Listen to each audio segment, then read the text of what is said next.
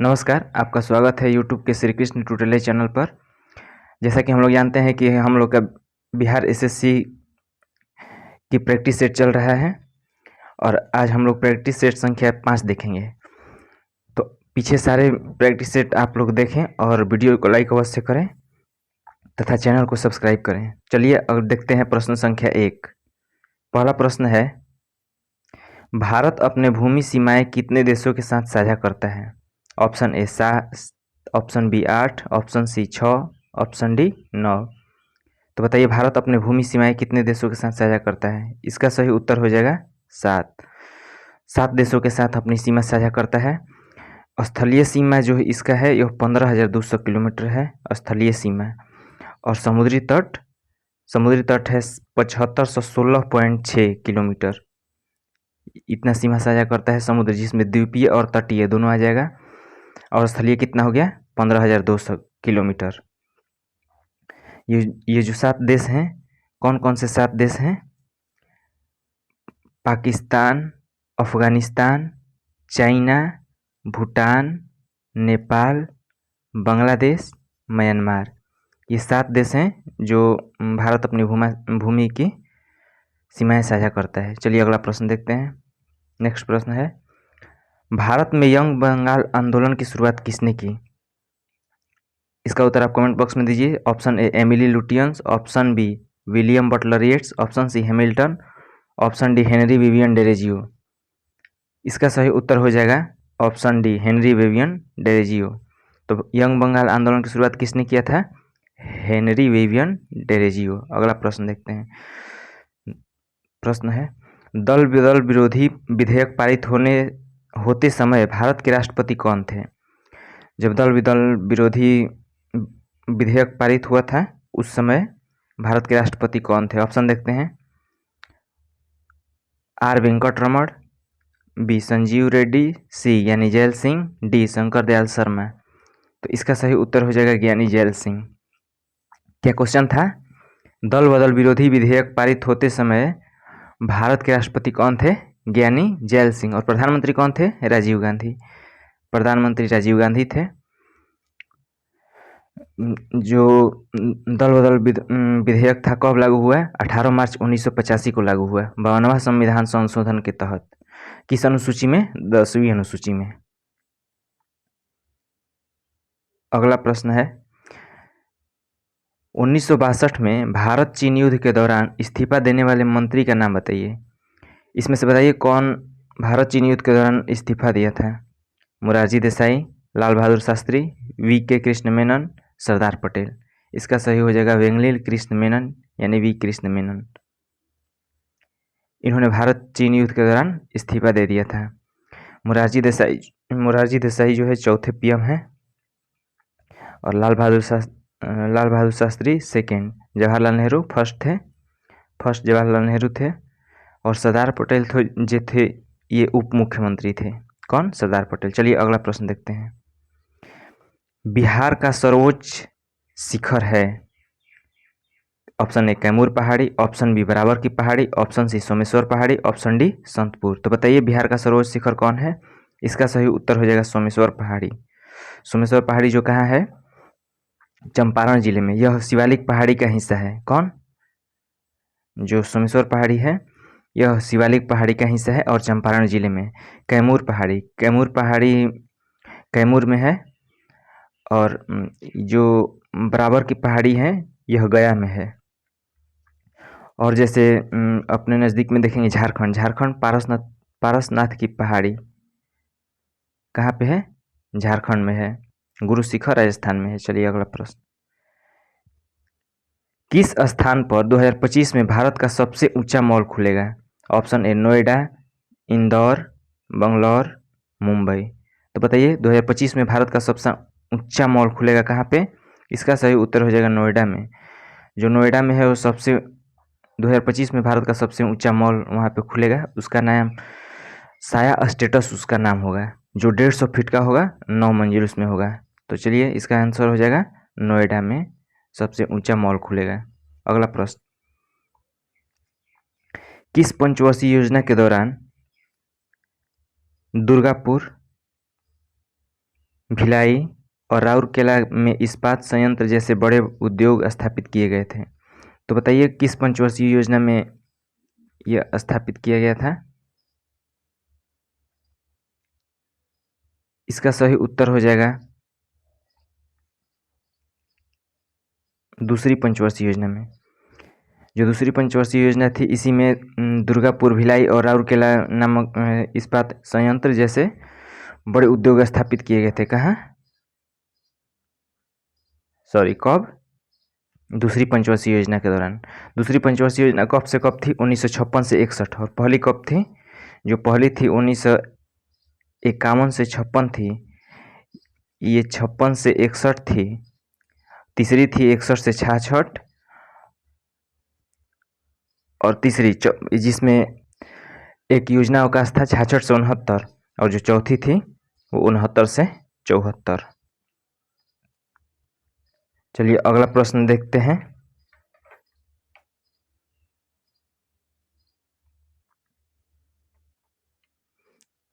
किस भारतीय राज्य में गौरीचेन चोटी स्थित है? Option A Arunachal Pradesh, option B Madhya Pradesh, option C Himachal Pradesh, option D Nagaland. तो बताइए गौरीचेन चोटी कहाँ है? इसका सही उत्तर हो जाएगा अरुणाचल प्रदेश में। अरुणाचल प्रदेश में जो है गौरीचेन चोटी स्थित है, जो तवांग जिले में है। मध्य प्रदेश का सबसे सर्वोच्च शिखर कौन सा है? धूपगढ़। जो मध्य प्रदेश है इसका सर्वोच्च शिखर धूपगढ़ है। हिमाचल प्रदेश का सर्वोच्च शिखर क्या होगा? रियो पुरजिल होगा हिमाचल प्रदेश का। और नागालैंड का हो जाएगा सरामती पर्वत। चलिए अगला प्रश्न। लाई हरोबा किस राज्य का त्योहार है? Lai Haraoba. Option A Manipur, option B Assam, option C Bengal, option D Meghalaya. तो बताइए लाई हरोबा किस राज्य का त्योहार है? इसका सही उत्तर हो जाएगा मणिपुर। लाई हरोबा मणिपुर राज्य का त्योहार है। असम में क्या है? अम्बुबाची मेला कहाँ पर लगता है? असम में। और गंगा सागर मेला बंगाल में, पश्चिम बंगाल में गंगा सागर मेला लगता है। और बेहदीन खलम नृत्य मेघालय। चलिए अगला प्रश्न। सूर्य और पृथ्वी के बीच की सबसे कम दूरी कब होती है? यानी कि वो सबसे नज़दीक कब होते हैं? सबसे अगर नज़दीक होंगे तो कम दूरी होगा। तो बताइए सूर्य और पृथ्वी के बीच सबसे कम दूरी कब होती है? 21 जून, 22 सितंबर, 22 दिसंबर, 3 जनवरी। इसका सही उत्तर हो जाएगा 3 जनवरी। 3 जनवरी को सूर्य और पृथ्वी के बीच की दूरी सबसे कम होती है। देखिए सूर्य और पृथ्वी का सबसे निकट होना उपसौर, और दूर होना अपसौर। निकट उपसौर, दूर होना अपसौर। 4 जुलाई को अपसौर यानी कि सबसे दूरी पर पृथ्वी और सूर्य कब होते हैं? 4 जुलाई को। चलिए अगला प्रश्न देखते हैं। भारतीय संविधान की 8वीं अनुसूची में प्रारंभ में कितनी भाषाओं को शामिल किया गया था? Option A 14, option B 18, option C 16, option D 22। तो बताइए प्रारंभ में कितनी भाषाओं को शामिल किया गया था? इसका सही उत्तर हो जाएगा ऑप्शन ए 14। 14 भाषाएं प्रारंभ में शामिल किया गया था। भाषाएं किस अनुसूची में है? 8वीं अनुसूची में। और अब वर्तमान में कितनी भाषाएं हैं? 22 भाषाएं हैं। वर्तमान में 22 भाषाएं हैं।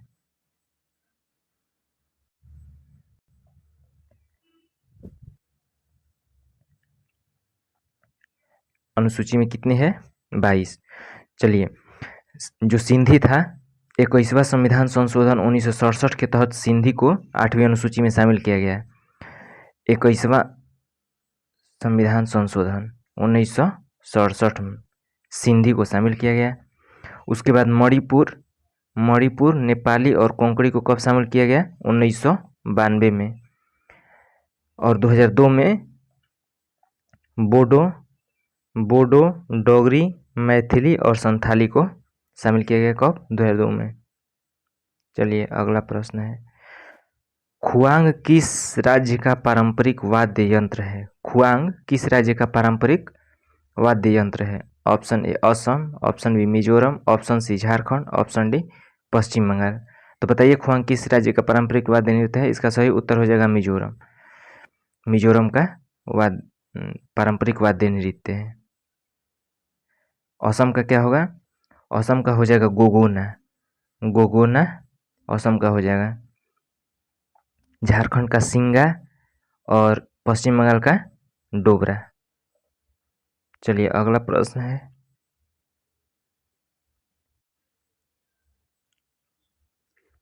फसानंद वन्य जीव अभयारण्य, सॉरी यहाँ पे फसांद होगा, फसांद जीव वन्य जीव अभयारण्य किस राज्य में स्थित है?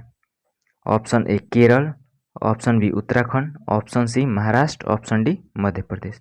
तो बताइए फसांद वन्य जीव अभयारण्य किस राज्य में स्थित है? इसका सही उत्तर हो जाएगा महाराष्ट्र में। महाराष्ट्र में कौन सा है फसांद वन्य जीव अभयारण्य? केरल। केरल में जैसा कि जानते हैं इडुक्की और वायनाड केरल में है।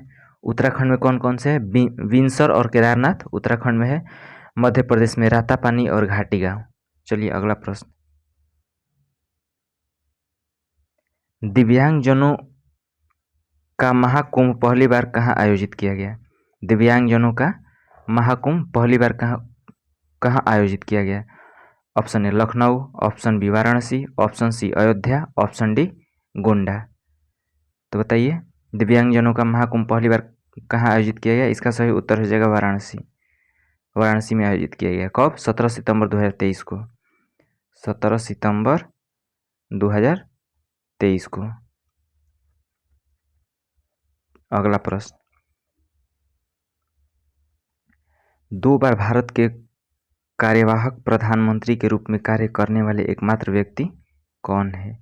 कार्यवाहक प्रधानमंत्री के रूप में कार्य करने वाले एकमात्र व्यक्ति कौन है? Option A Devilal, option B D Jatti, option C Gulzarilal Nanda, option D Lal Bahadur Shastri. इसका सही हो जाएगा गुलजारीलाल नंदा।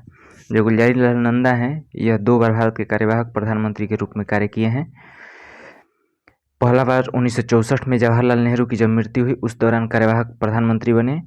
दूसरा बार 1966 में लाल बहादुर शास्त्री की मृत्यु हुई तब कार्यवाहक प्रधानमंत्री बने।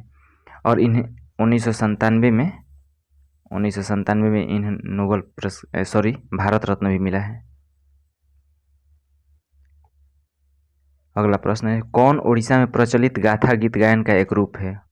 Option A Kajari, option B Daskathiya, option C Pavada, option D Sohar. तो बताइए इसका आंसर, कौन उड़ीसा में प्रचलित गाथा गीत गायन का एक रूप है? इसका सही उत्तर हो जाएगा दसकथिया। जो दसकथिया है यह यूपी में है। जो कजरी जो है यूपी और बिहार में कजरी होता है। पोवाड़ा, ये पोवाड़ा जो है महाराष्ट्र का लोक कला है। पोवाड़ा महाराष्ट्र का। सोहर यूपी प्लस बिहार, यानी कि यूपी और बिहार दोनों में। कौन? सोहर। चलिए अगला प्रश्न, दक्कन का पठार कितने भारतीय राज्यों में फैला हुआ है? Option A 5, option B 8, option C 6, option D 3। तो बताइए दक्कन का पठार कितने भारतीय राज्यों में फैला हुआ है? इसका सही उत्तर हो जाएगा 8। 8 राज्यों में फैला हुआ है। कौन कौन? तेलंगाना, महाराष्ट्र, कर्नाटका, आंध्र प्रदेश, तमिलनाडु, केरल। एमपी और छत्तीस में भी कुछ भागों में दक्कन का पठार फैला हुआ है। तो कितना हो गया? 8। चलिए अगला देखते हैं, किसे कास्टिक सोडा के नाम से भी जाना जाता है? Option A NaOH, option B MgOH के whole twice, option C CaSO4, option D CuSO4। तो बताइए कास्टिक सोडा कास्टिक सोडा के नाम से भी जाना जाता है, कौन है इसमें? इसका सही उत्तर हो जाएगा NaOH। इसको सोडियम हाइड्रोक्साइड भी बोलते हैं। NaOH को सोडियम हाइड्रोक्साइड। MgOH के होल ट्वाइस को क्या बोलते हैं? Magnesium hydroxide. ये जो है इसको मैग्नीशियम हाइड्रोक्साइड बोलेंगे। कैल्शियम सल्फेट CaSO4 यानी calcium sulphate. CuSO4 copper sulphate. इसको नीले विट्रियोल भी कहा जाता है। किसको? कॉपर सल्फेट को नीले विट्रियोल भी कहा जाता है। और बेकिंग सोडा का होता है सूत्र NaHCO3। बेकिंग सोडा का NaHCO3, Na2CO3 धोवन सोडा यानी कि धोने वाले सोडा का होता है। अगला प्रश्न देखते हैं। आंसुओं का पीएच मान कितना होता है? ऑप्शन ए 6.5 से 7.6, 8.5 से 8.8, 6 से 6.6, 6.3 से 7.3। इसका सही उत्तर हो जाएगा 6.5 से 7.6। तो आंसुओं का पीएच मान कितना होता है? 6.5 से 7.6। पीएच की अवधारणा सर्वप्रथम 1909 में। कब? 1909 में SPL सोरेनसन। 1909 में SPL सोरेनसन ने दिया था पीएच की अवधारणा। पीएच यानी कि पावर ऑफ हाइड्रोजन। चलिए अगला प्रश्न। निम्नलिखित में से कौन सा अम्ल विटामिन भी है? इसमें बताना है कौन सा अम्ल जो है विटामिन भी है। ऑप्शन ए फॉर्मिक अम्ल, ऑप्शन बी एस्कॉर्बिक अम्ल, ऑप्शन सी मैलेइक अम्ल, ऑप्शन डी एसिटिक अम्ल। तो बताइए इसका कौन सा अम्ल विटामिन भी है? इसका सही उत्तर हो जाएगा एस्कॉर्बिक अम्ल। एस्कॉर्बिक अम्ल जो है यह विटामिन भी है। एस्कॉर्बिक अम्ल विटामिन सी को कहते हैं। फॉर्मिक अम्ल मेथनोइक अम्ल को भी कहते हैं HCOOH, जिसे मिथनोइक अम्ल भी कहते हैं। मैलेइक अम्ल और एसिटिक अम्ल। चलिए जो ये एस्कॉर्बिक अम्ल है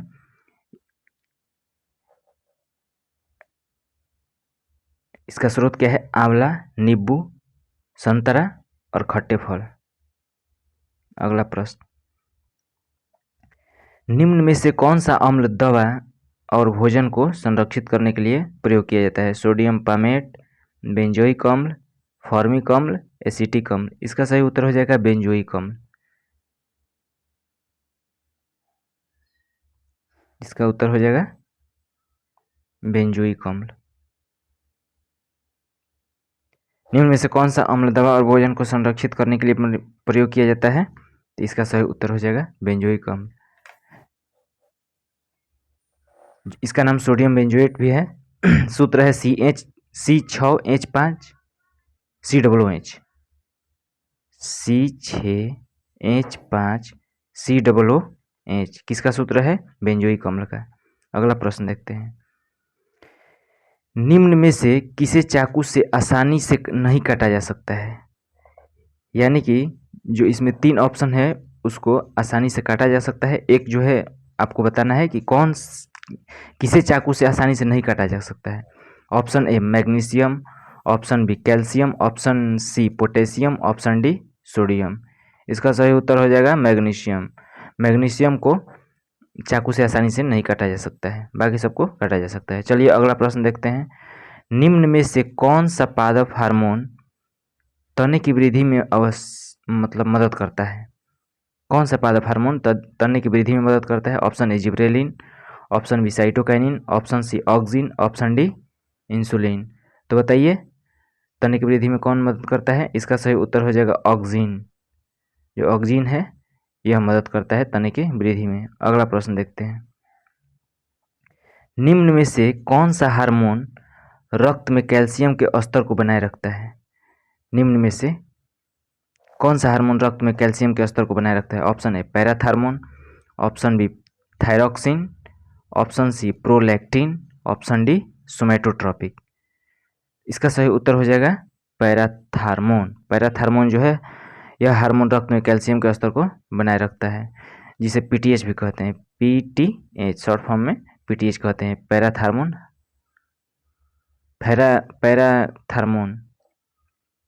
पीटीएच। जो ये प्रोलैक्टिन है यह महिलाओं में दूध उत्पादन में मदद करता है।